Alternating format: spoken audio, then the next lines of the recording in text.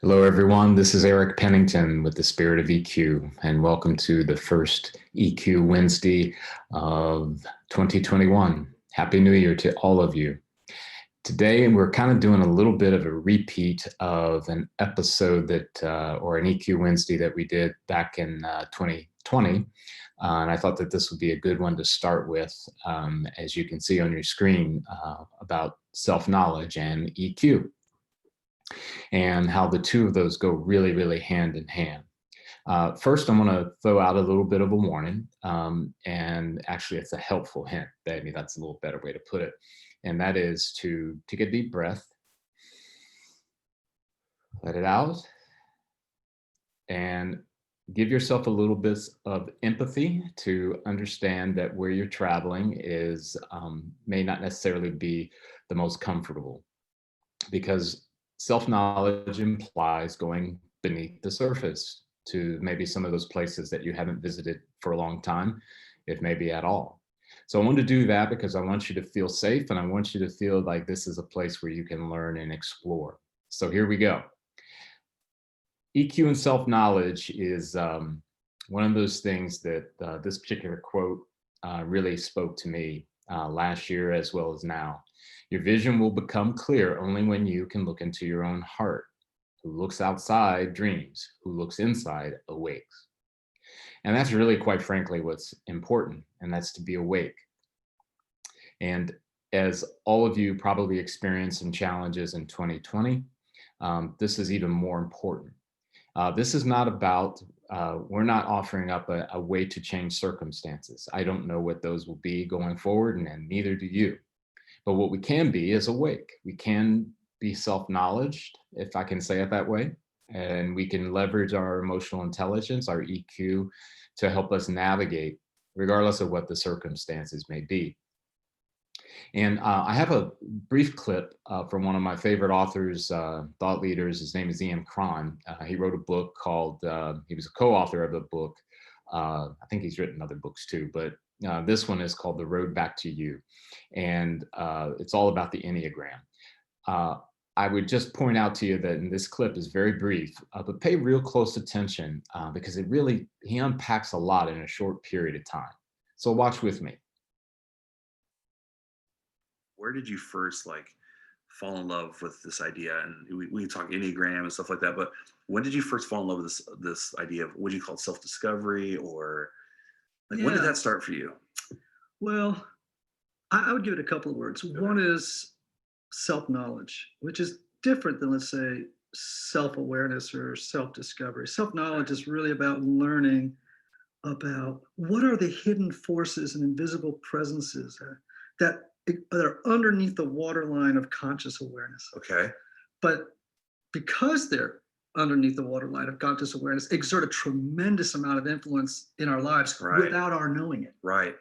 Do you know what I'm saying? Yeah. So this is why, let's say on a given day, you do something that's completely out of character, and you're like, I have no idea who that was. Yeah. And I would say, you're right. Right. There's the you that you know. There's the you that other people know. Yeah. There's the you that only you know. Right. And then there's the you nobody knows. Interesting. Okay? Yeah. And the you that nobody knows is the one that I'm often interested in helping people discover. Right? And what is it that forms that person? Because the more you can bring into conscious awareness in your life, the better off you're going to be, right? The more, or I should say, maybe the less autonomy those invisible presences have in your life, right? And the more capable you'll be of loving. I just love that clip. So much wisdom in such a short period of time. And maybe as you reflect a little bit on what you saw there, what are some things that go through your mind when you think about your own self-knowledge and the importance that he just described? I think the more knowledgeable we are of ourselves, the better we're able to navigate this ever-changing, sometimes chaotic world that we live in. And in many respects, I think it has a lot to do with what you're seeing here, which is this human iceberg, one of my favorite slides. really kind of describes what he was talking about. There's so much more beneath our surface than above. As you probably realize in nature, an iceberg is only about a tenth of it that is the naked eye can see. The vast majority of the iceberg is beneath the surface. And so it is with us as human beings. But as I said in the beginning, this is not designed for you to just jump right into the deepest level and go attack or go to explore those things. This is a process, and it is one that I highly recommend that you take slowly. Now, Ian Cron that you just saw there in that book, The Road Back to You, is a really helpful tool in this pursuit of self-knowledge. I think it really, the Enneagram and emotional intelligence partner very well together in this process of navigating the world in which we live and becoming more self-knowledgeable and more emotionally intelligent. It will affect your personal life as well as it will impact your professional life. Both of those of which we all strive to make successful. And these are tools to get you there. As we keep moving a little bit, here's some solutions that I think that emotional intelligence, specifically to our model that we use, that can help. Inside of our work, the work we do with individuals and with organizations,